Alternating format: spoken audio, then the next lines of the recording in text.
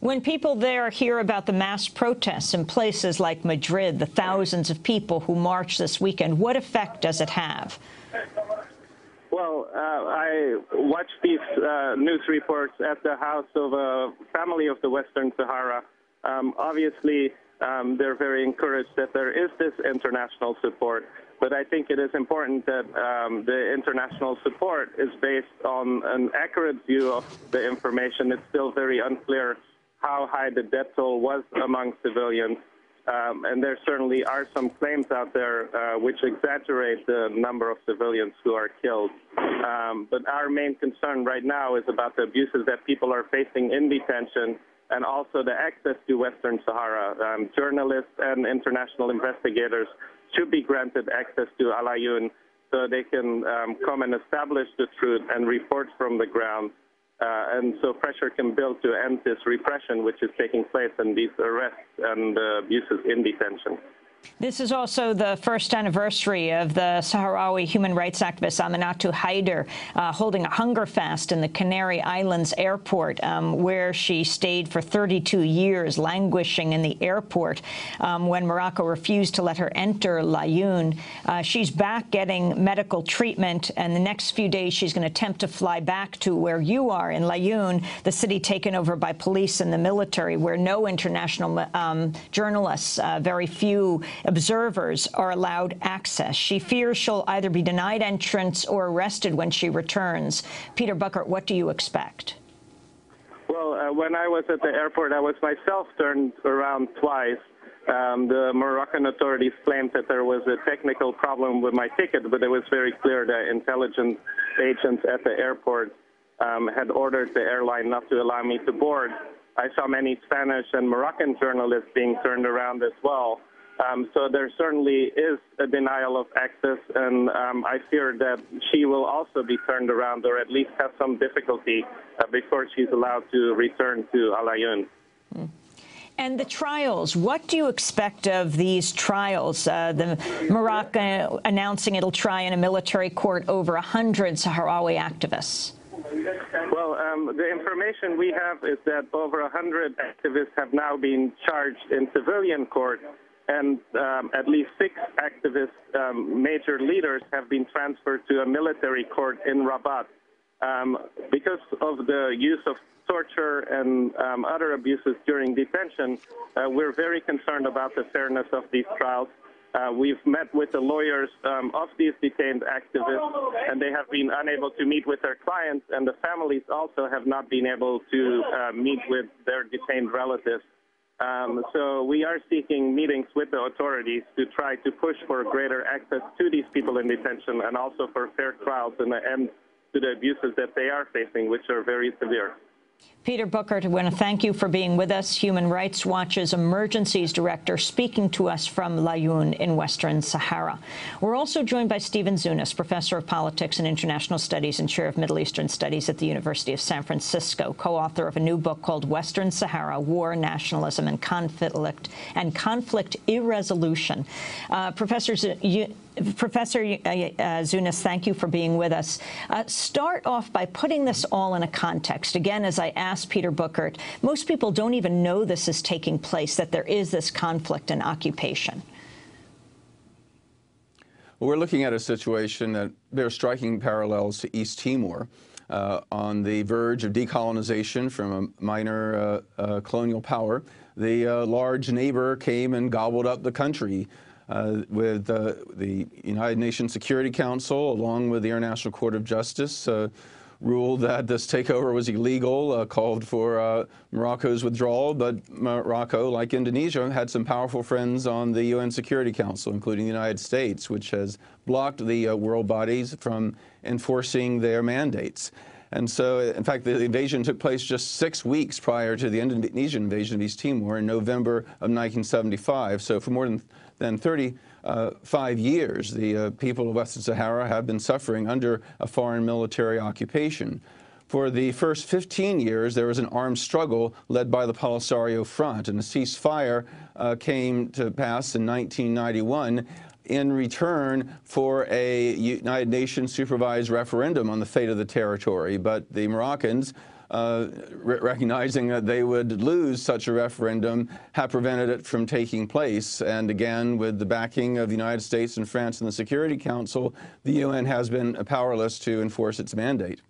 Just a few years ago, the people of Western Sahara started what they refer to as an Intifada Istiqlal, Intifada for Independence, an overwhelmingly nonviolent struggle using the classic techniques of strategic nonviolent action, strikes, boycotts, protests, and the like, only to be met by increased Moroccan repression. And so you have an irony of here you have a movement, which incidentally is the most prominent leader of which is a woman, Aminatu Haidar.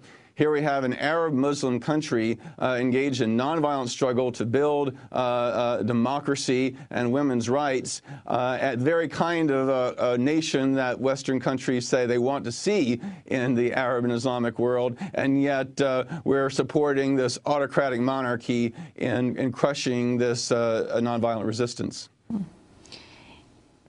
Describe what's happening at the United Nations right now, the talks that are taking place, and who the Polisario are. Well, the Polisario is recognized as the government of Western Sahara. In fact, the Sahrawi Arab Democratic Republic, which was declared upon the not long after the withdrawal of Spanish colonialist forces, has been recognized by more than 70 nations. They are a full member state of the African Union. They've been engaged in these peace talks with Morocco. The Polisario is pushing for the Moroccans to allow for a free and fair referendum, that choosing between independence or to become integrated in Morocco, as the United Nations and the World Court have mandated. However, the Moroccans, backed by the French and formerly by the Bush administration, the Obama administration has been a little more ambivalent on this, have instead pushed for a so-called autonomy agreement, where a certain, very limited degree of autonomy would be granted to the people of Western Sahara, but Morocco would essentially stay in power. It would not grant them the option of independence, which is legally necessary for a true act of self-determination. And how this occupation has been able to go on for as long as it has? Well, again, to use the East Timor analogy, it's legally and morally and almost in any other way you want to look at it, the people of Western Sahara do have the right to self-determination, but Morocco has the guns, has the occupation forces. Indeed, I've been to 60 countries around the world, including Indonesia under Suharto and Iraq under Saddam, and I've never seen a worse police state than I have seen in the occupied Western Sahara. But the main reason is the continued support by France and the United States of Morocco, and I think, frankly, the only real hope for Western Sahara is what we saw in East Timor, that an international solidarity movement, that global civil society will come together and essentially shame the Western governments that are continuing to back Morocco into ending this kind of unconditional support and allow for a true act of self-determination to take place. The military relationship the U.S. has with Morocco and what exactly it could do? Well, there have been very close ties between the United States and Morocco for quite a few years. During the Cold War, the monarchy was seen as a bulwark against communism and against left-leaning Arab nationalism. In more recent years, is seen as an ally in the so-called war on terrorism. It was massive U.S. military aid during the Reagan administration, including the use of U.S. Special Forces on the ground, that reversed the war that had been almost won by the Polisario. They liberated 85% of the country by 1981. But the Moroccans, with U.S. and French support, were able to beat back the Polisario. So now the Moroccans occupy 80% of the country. And subsequently, the financial and diplomatic and military assistance of Morocco has enabled the occupying forces to keep a tight lid on the territory and suppress even nonviolent protests. I mean, there was hope that the protest camps, knowing if they'd said anything about independence, would be subjected to severe repression, limited their demands to pressing social and economic issues. But apparently, even that was too much for the Moroccans, and we have seen the savage repression over the past week that has unfolded.